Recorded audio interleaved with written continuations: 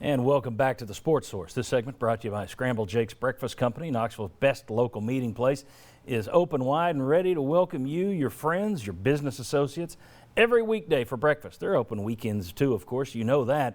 But Monday through Friday, they are there. Brunch, breakfast, or just to get together over coffee to start your day. Start your day at Scrambled Jake's Breakfast Company out in Rocky Hill. Check them out online. You see the website right there. All right.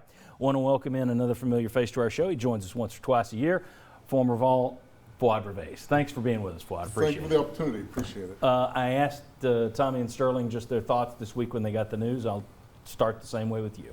Well, it's a tough loss. I mean, Coach Majors was somebody that just absolutely an icon.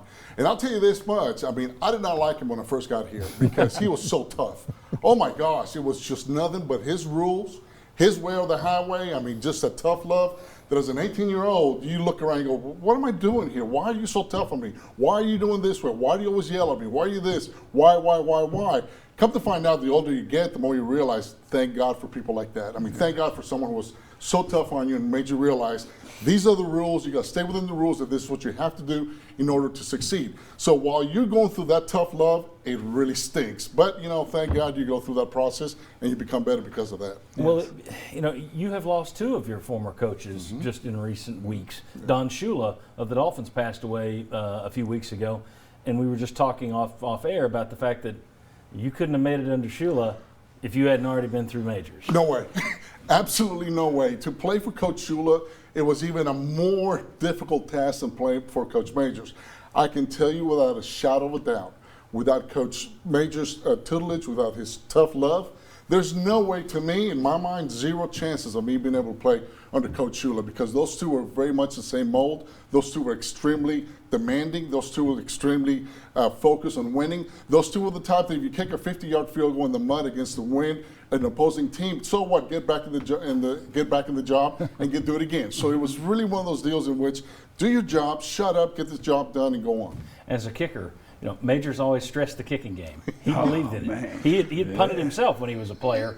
And that's the bad part. Well, I was going to ask you. Is that a good thing or a bad thing? It stunk because he knows it so well that when you messed up, you cannot tell him, well, Coach, the grass was a little bit higher, the wind was a little bit too fast, or whatever excuse he came up with. He would say, shut up and go back to what you were doing and get the job done. I mean, those are the kind of things I remember from him. I remember one time, you know, we were competing as a freshman, and the kid that was competing against from Chattanooga, he was doing really well. I mean, he was doing exceptional. And I'll never forget, he told Coach Majors, because he was messing up a lot while Coach Majors was watching him, he said, Coach Majors, I just cannot kick around you because I get too nervous. He got in his face mask, grabbed him by the face mask, and said, son, I plan to be in every one of your games, so you better get used to me being around. That's the kind of guy he was, you know. No nonsense, get your job done. Sterling, you got any stories down those lines? I got stories. Of his tough love? Yes, let's talk about some tough love. So, nickname, Sterling Pearl. I mean, it's my nickname. So, it was one day I was just having every practice is one of your best practices. So I'm having one of those practices where I could have been playing better. And so I threw a ball, and it was actually a completion.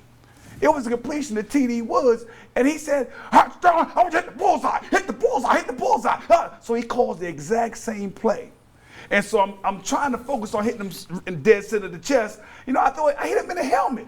Hit the bullseye, hit the bullseye. So, and his coach was big on perfect plays. So we're doing it again, third time. You don't do it this time, you give me some hits and get it.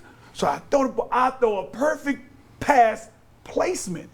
It wasn't a spiral. He said, you know what? I'm not going to call you a Pearl. I'm going to call you a Ruby. You're going to be called a Ruby. I said, Coach. So, I mean, that's just the type of guy he was. And he'll put you on blast in front of the team, like Fraud just said. And if you can't handle the pressure in front of the team before you get to kneeling, he don't think you can play kneeling. And he'll put the pressure on you in practice. I admire you for keeping it PG. That was a very good impression of the PG section of practice. There was no bleeping there at all, so I'm pretty impressed. Let me tell Good job. Coach was good at colorful metaphors, but it's amazing how you just become immune to them. But you know what's so neat about it, though? I mean, he can be as hard in practice on you. He can be so tough. And then after practice, on the way back to the locker room, he go, hey, man, good job. Where to go? That's where you play.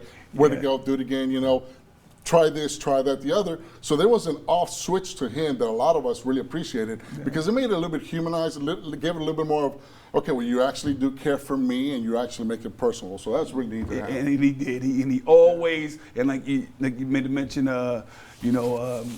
Coach Majors always found a way to speak to everybody, from the fifth team holder to the Peyton Mannings and the great ones on the team. He spoke to everybody.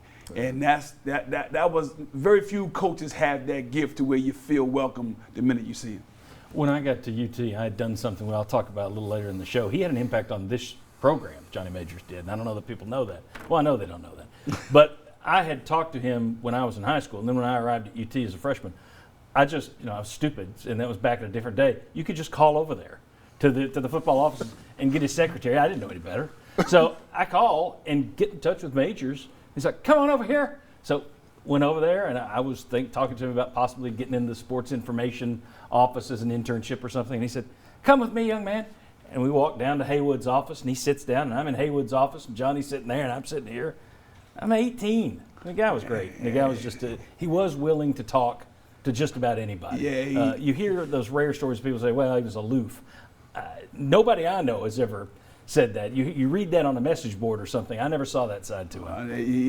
If someone said Johnny was aloof, I would check their IQ. Yeah. Well, I think there was a perspective in which he came in and out of, but there was a purpose behind that. And like Absolutely. you said, he had a reason for what he was doing and how he was doing. And he treated everybody completely different. He treated everybody as they need to be treated because there's a button that you have, that I have, and that you have that's very different, and you got to know where it's at. When we come back, we're going to talk about Johnny Majors, the plate. And we have some video, some old newsreel footage that unless you were around 64 years ago when it first ran, you haven't seen it before. So come back and see what kind of a player Johnny Majors was. We continue our tribute to the man next on The Sports Source.